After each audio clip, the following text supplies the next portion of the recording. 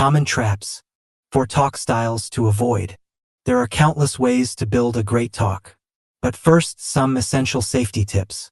There are ugly talk styles out there, dangerous to both a speaker's reputation and an audience's well-being. Here are 4 to steer clear of at all costs. The sales pitch. Sometimes speakers get it exactly backwards. They plan to take, not give. Several years ago, a famed author and business consultant came to TED. I was excited to hear his presentation on how to think outside the box. What happened instead horrified me. He began talking about a series of businesses that had apparently made a significant leap forward as a result of an action they took. And what was that action? They had all booked his consultancy services. After 5 minutes of this, the audience was getting antsy and I'd had enough. I stood up and began to interrupt. Every eye turned my way. I was sweating. My microphone was on. Everyone could hear everything. Me, I have a request here. Perhaps you could tell us about the actual type of thinking you recommend? We want to know how it actually works so that we've got a takeaway. As is, it's a bit too much of an ad. Nervous applause. Awkward pause. Speaker, it takes 3 days to go into it. In 15 minutes, there is no way I can tell you all about how to do it. My purpose is to tell you that these things can work and therefore motivate you to look further into them. Me, we believe you that they work. You're a rock star in this field. Give us an instance or just tease us with the first 15 minutes of it. Please. At this point, the audience started cheering and the speaker had no choice. To everyone's relief, he finally began to share some wisdom we could use. Here's the irony. This greedy approach to speaking doesn't even serve the speaker's interest. I'd be amazed if he got a single booking from anyone in that audience. And even if he did, it had to be offset by a loss of respect from others in the room. Needless to say, we never posted the talk online. Reputation is everything. You want to build a reputation as a generous person, bringing something wonderful to your audiences, not as a tedious self-promoter. It's boring and frustrating to be pitched to, especially when you're expecting something else. Usually, of course, pitches happen much more subtly. A slide showing a book cover, the brief mention of the speaker's organization's funding shortfall. In the context of an otherwise great talk, you may even get away with these little nudges. And, of course, if you've been specifically asked to talk about the book or the organization, that's another matter. But you're taking a big risk. That's why at TED we actively discourage speakers from doing these things. The key principle is to remember that the speaker's job is to give to the audience, not take from them. Even in a business context where you're genuinely making a sales pitch, your goal should be to give.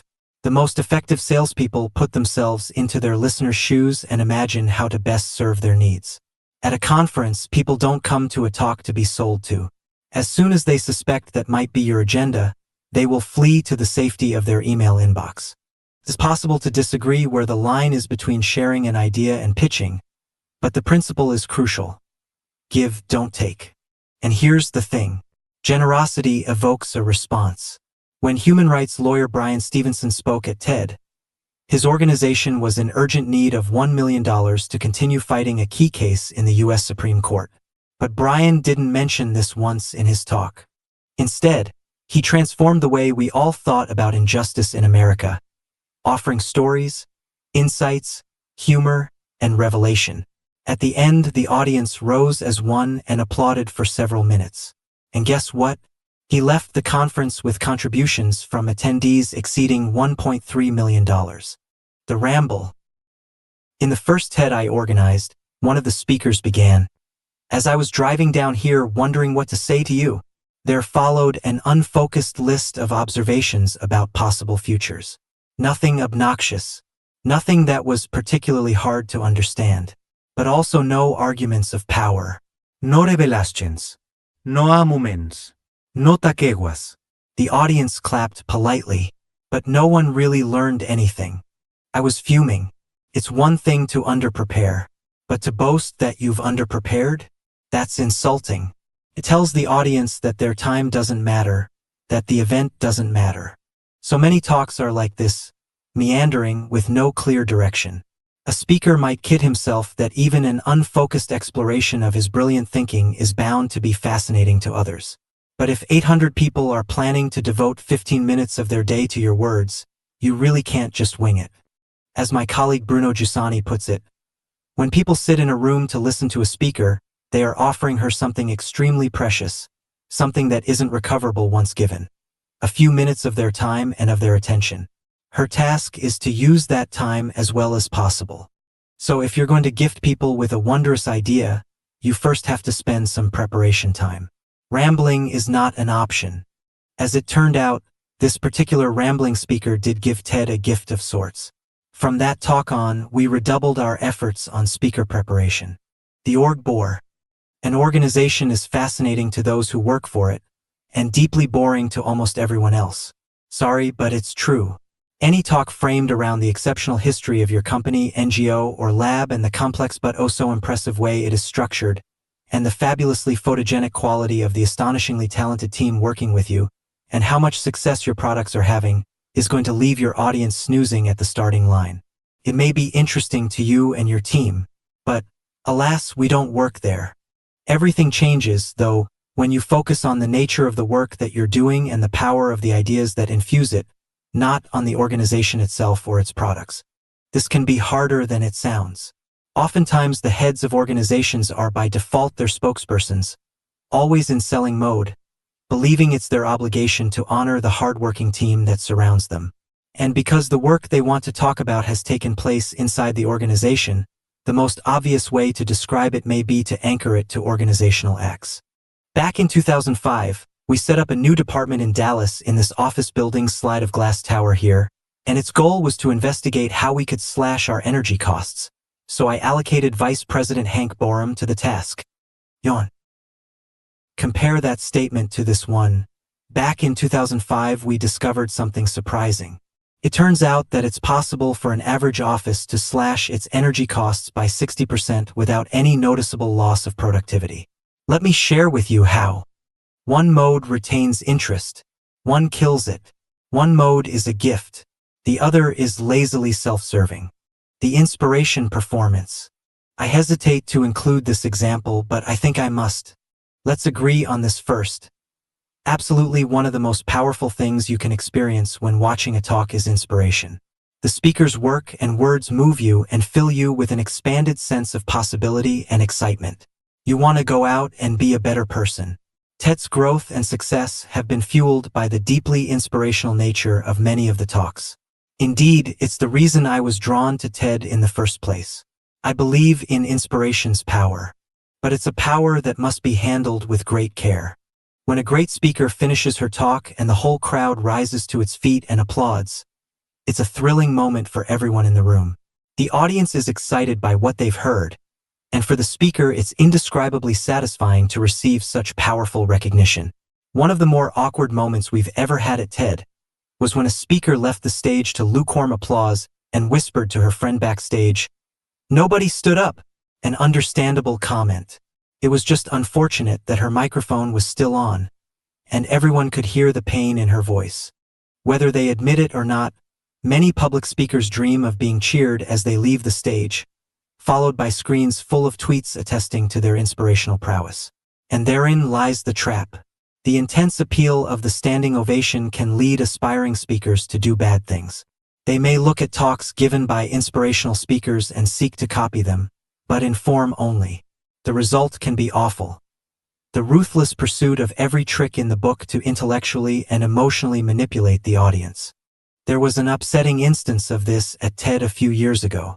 An American man in his 40s had become a huge TED fan, and he sent us a compelling audition video, urging us to let him give his own talk.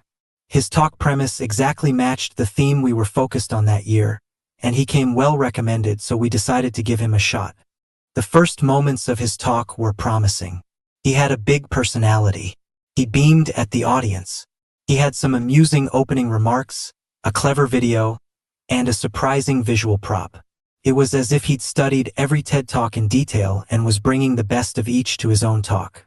Sitting and watching, I was hopeful we might have a giant hit on our hands. But then, I started to feel a little queasy. There was something not quite right. He was loving being on stage.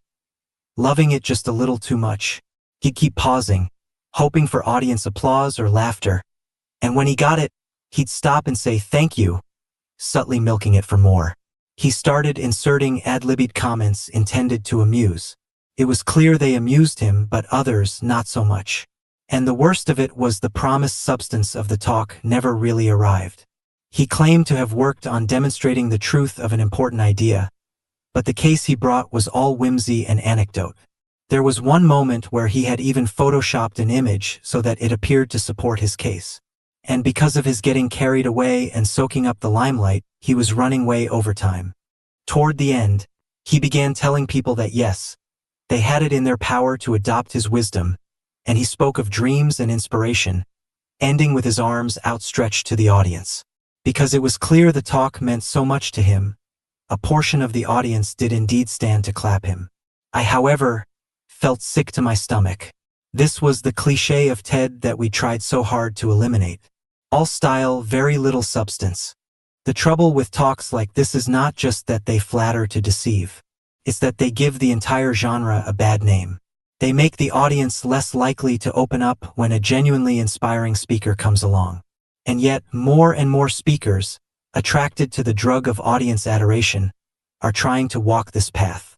Please don't be one of them. Here's the thing about inspiration. It has to be earned. Someone is inspiring not because they look at you with big eyes and ask you to find it in your heart to believe in their dream. It's because they actually have a dream that's worth getting excited about. And those dreams don't come lightly. They come from blood, sweat, and tears. Inspiration is like love. You don't get it by pursuing it directly. In fact, there's a name for people who pursue love too directly. Stalker. In less extreme cases, the words we use are almost as bad. Cloying, inappropriate, desperate. And sadly, this behavior prompts the opposite of what it desires. It prompts a pulling back. It's the same with inspiration. If you try to take the shortcut and win people over purely with your charisma, you may succeed for a moment or two, but soon you'll be found out and the audience will flee. In the example above, despite the partial standing ovation, that speaker received terrible audience feedback in our post-conference survey, and we never posted the talk. People had felt manipulated, and they were. If you have dreams of being a rock star public speaker, pumping up an audience as you stride the stage and proclaim your brilliance, I beg you to reconsider. Don't dream of that. Dream of something much bigger than you are. Go and work on that dream as long as it takes to achieve something worthwhile. And then humbly come and share what you've learned. Inspiration can't be performed. It's an audience response to authenticity, courage, selfless work, and genuine wisdom. Bring those qualities to your talk, and you may be amazed at what happens. It's easy to talk about why talks fail, but how can they be built to succeed? It all starts with a moment of clarity.